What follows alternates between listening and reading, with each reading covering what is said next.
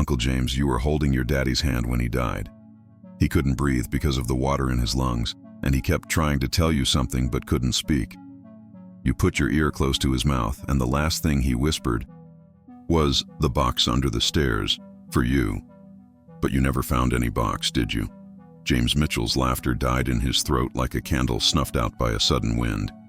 The coffee mug slipped from his fingers, shattering against the kitchen floor as he stared at his 5-year-old niece with a mixture of shock and terror that made his blood run cold. Little Sophie sat cross-legged on the kitchen chair, swinging her tiny legs and looking at him with those impossibly wise eyes that had always made the adults in the family slightly uncomfortable. It had started as such an ordinary Saturday afternoon. James had been babysitting Sophie while his sister ran errands, and the little girl had begun one of her stories about her previous life. At first, he'd found it amusing, even charming. Children and their wild imaginations, he'd thought. Sophie had always been creative, always spinning tales about being a grown-up in another time, living in a different house, having different parents. Sophie, sweetheart, James had chuckled, settling into his chair with his coffee.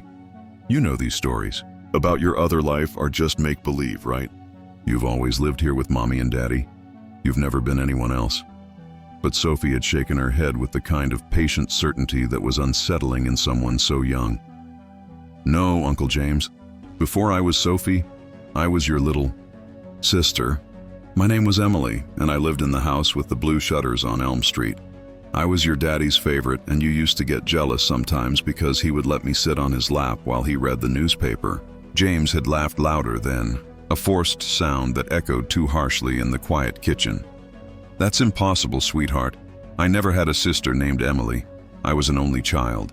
And my father died when I was very young. You're just mixing up stories you've heard.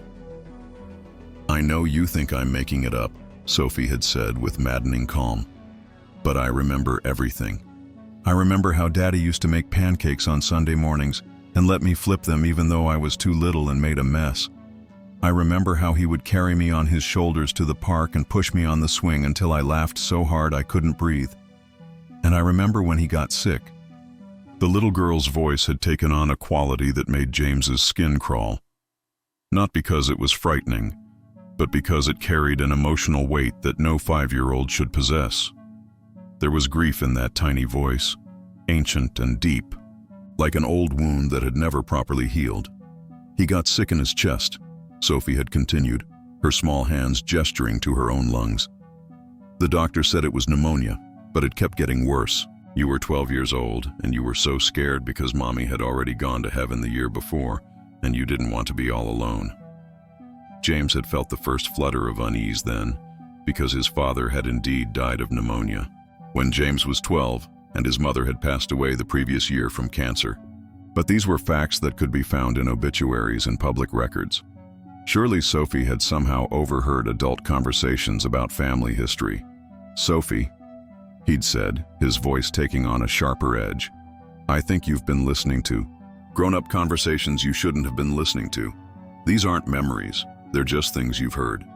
I know you don't believe me, Sophie had replied with infinite patience. But I was there, Uncle James. I was Emily, and I was only 4 years old when I got the same sickness that Daddy had. I died 2 weeks before he did. James had opened his mouth to dismiss this claim as well, but something in the child's eyes had stopped him. There was pain there, real and profound, the kind of pain that comes from lived experience, not imagination. You were so sad when I died, Sophie had whispered, tears forming in her eyes. You wouldn't come to my funeral because you said it wasn't fair that little kids had to die. You stayed in your room and cried, and Daddy came to hold you, but you could tell he was sick too because he kept coughing. The room had grown very quiet then, with only the sound of the kitchen clock ticking and James's increasingly rapid breathing, because he had indeed refused to attend his sister's funeral. Emily had been real. She had existed. She had died at age 4 from pneumonia, 2 weeks before their father succumbed to the same disease. It was the most traumatic period of James's life, something he'd never spoken about to anyone, not even his wife, not even his therapist. "How do you know about Emily?" James had asked, his voice barely above a whisper. "Because I am Emily," Sophie had said simply. I came back. I came back because I couldn't bear the thought of you being all alone in the world. I tried to stay, tried to fight the sickness, but I was too little and too weak. But I promised myself that somehow, some way, I'd find a way back to you, too. It was then that Sophie had delivered the words that shattered James's understanding of reality. Words about his father's final moments, about last words spoken in private, about secrets that had died with the old man 28 years ago. Now, standing in his sister's kitchen with broken ceramic at his feet and his worldview crumbling around him, James felt as though he were drowning in memories he'd spent decades trying to forget. His father's death had been agonizing to witness. The pneumonia had filled his lungs with fluid, making each breath a struggle.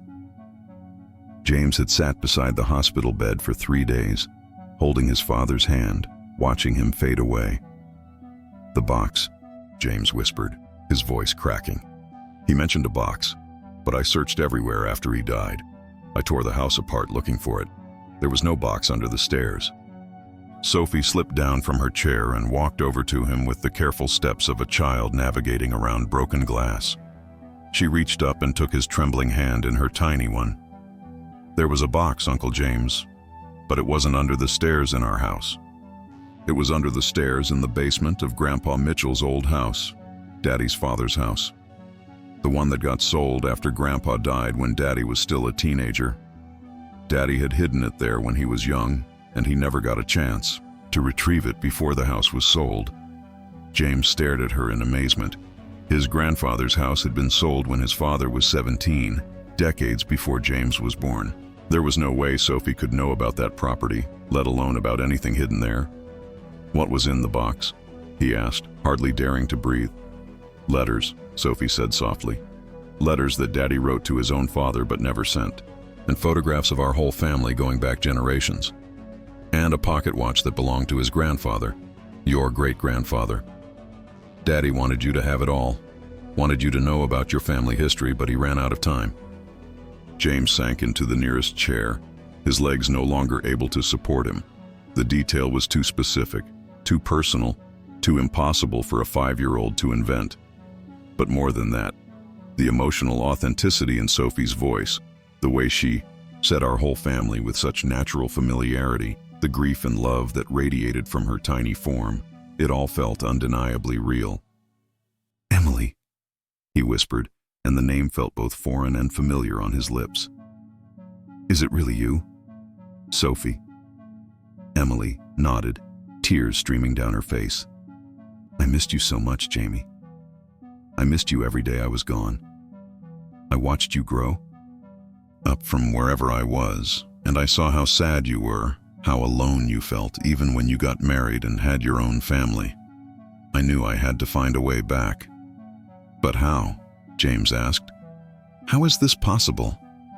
"I don't understand all of it," Sophie admitted. "I just remember being very sick and then floating above my body, and then being in a place that was warm and peaceful but also lonely because you weren't there. I kept thinking about you, worrying about you, wanting to come back and take care of you the way big sisters are supposed to do, and then one day I felt myself being pulled somewhere new and I was being born again." James looked at this child who claimed to be his long-dead sister, and despite every rational thought in his head screaming that this was impossible, his heart recognized something essential and true in her presence. The way she tilted her head when she was thinking, the way she reached for his hand when she was trying to comfort him, even the way she called him Jamie, the nickname only Emily had ever used. "When I was little, Sophie, and started remembering things, I tried to tell Mommy and Daddy, but they said I was just making up stories. So I waited until I was old enough to talk to you properly. I knew you'd understand because you were always the smartest one in our family." "Emily died in 1995, James said slowly, as if testing the words against reality.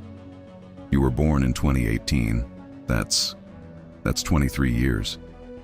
Time is different where I was," Sophie explained with the matter-of-fact tone children use to discuss the incomprehensible. It felt like both forever and no time at all.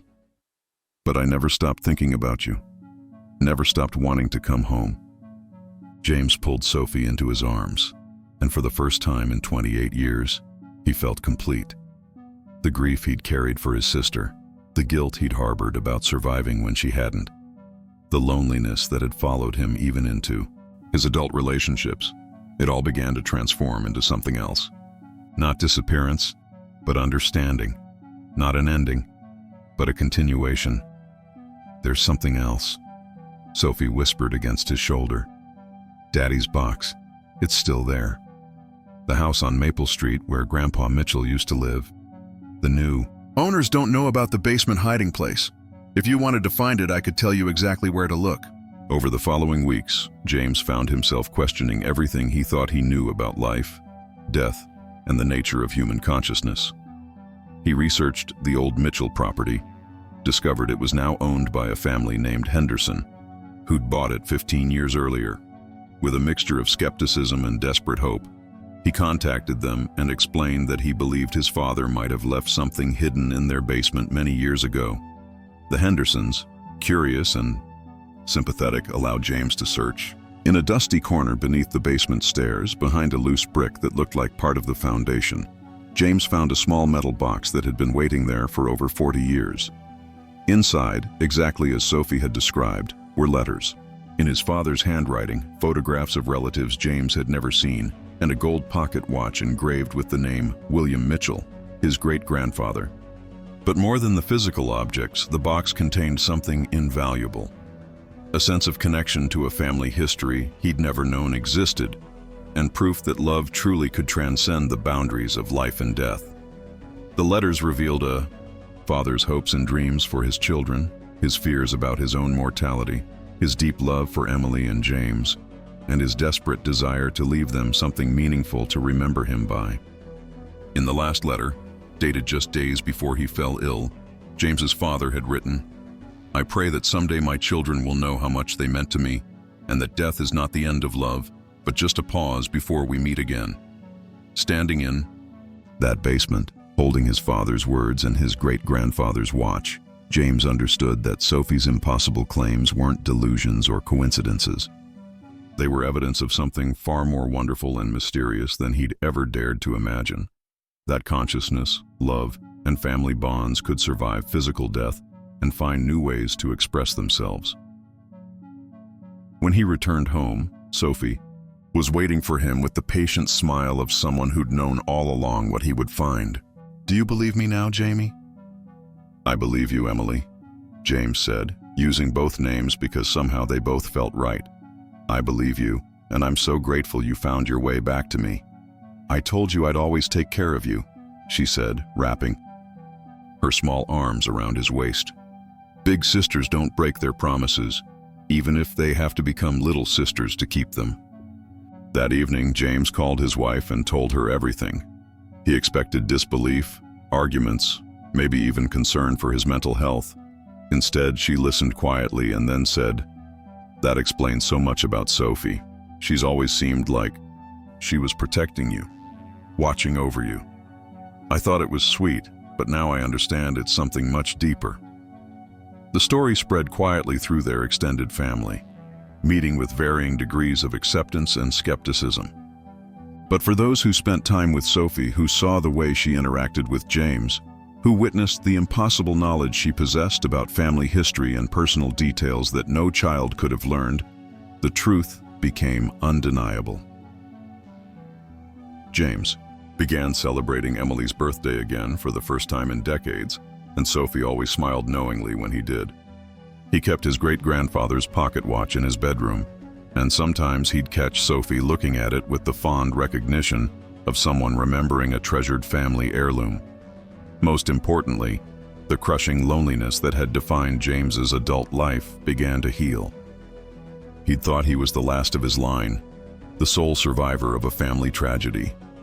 Instead, he'd discovered that love could take forms he'd never imagined, that family bonds could transcend death itself, and that sometimes, if we're very lucky, those we've lost find miraculous ways to come home. Have you ever experienced something that challenged everything you believed about life and death? Could reincarnation explain the unexplainable connections we sometimes feel with others? Share your thoughts in the comments below. And if this story opened your mind to new possibilities about the nature of human consciousness, don't forget to like this video and subscribe to our channel for more incredible true stories that reveal the mysteries hidden all around us.